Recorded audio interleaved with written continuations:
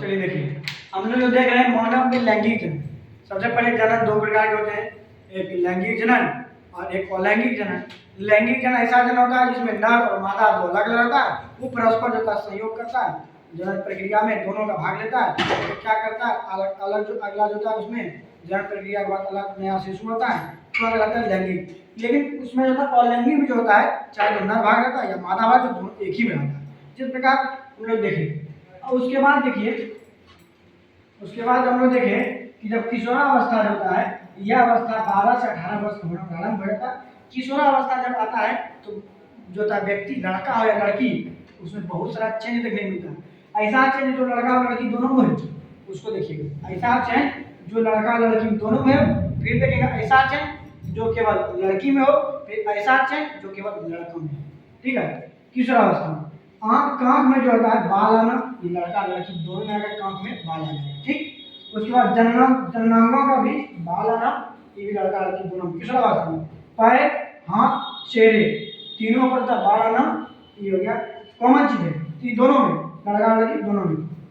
त्वचा समानता टेढ़ी हो जाती है, चाहे लड़का को चाहे लड़की का। फिर मुहासे निकाला तो दाना दाना मुंह पे जो निकलता है वही मुहासे बोलता है। मुहासे केवल लड़का में नहीं बल्कि लड़कियों में भी निकलता है। ठीक, दूसरे के प्रति सजग हो जाती है, मतलब अट्रैक्शन दूसरे के प्रति सजग हो जाती है।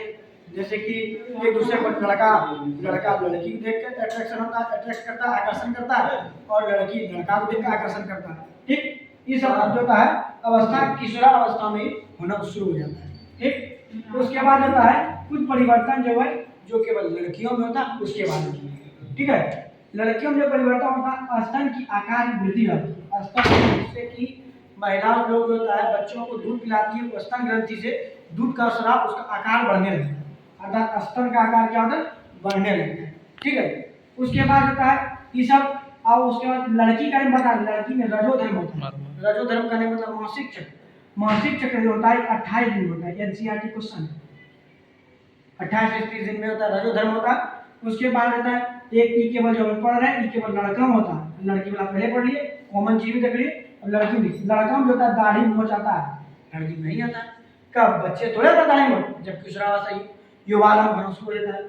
और सीसन का आकार में वृद्धि होता है, यही सीसन है, इसकी आकार जो छोटा था बच्चे से, जो छोटा था बड़े हो गए तो लंबा हो गया। ठीक है, और वहां से शुक्राणु बनना निर्माण हो जाता है। उसके बाद होता है, उसके बाद महिलाओं जो है उसका जो अंडाणु होता है 40 वर्ष अवस्था तक ही होता है।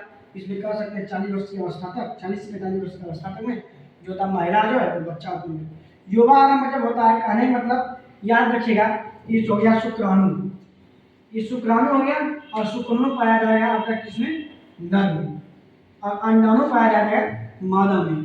जब अंडाणु शुक्राणु जो स्राव, अंडाणु शुक्राणु का स्राव जो होता है यह वृषण से होता है।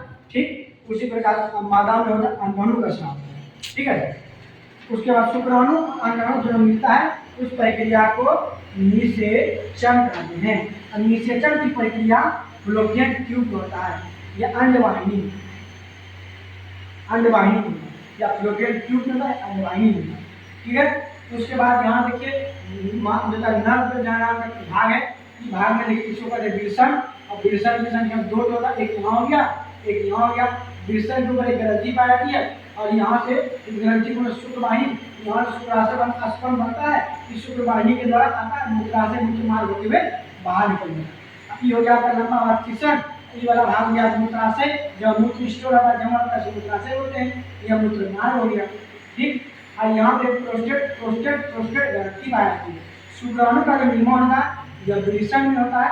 और याद रखिएगा हम लोग का जो है पुरुषों के नर में जो है नर धनात्मक शरीर के बाहर इसलिए रखा गया क्योंकि आम टेम्परेचर में शरीर का टेम्परेचर से 2 डिग्री शरीर के टेम्परेचर से तापमान से 2 डिग्री तापमान कम होता है। पुलिस का क्वेश्चन है।